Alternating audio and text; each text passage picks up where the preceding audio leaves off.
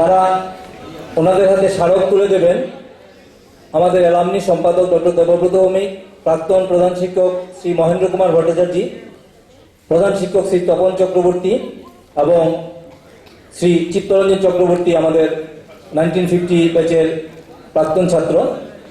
এখানে আমরা সবাইকে একসাথে দেখেছি এই জন্য যে সবাই মিলে যাতে আমরা প্রাক্তন ছাত্রদের সিলভার জুবিলি ব্যাচকে একসঙ্গে দেখতে পারি।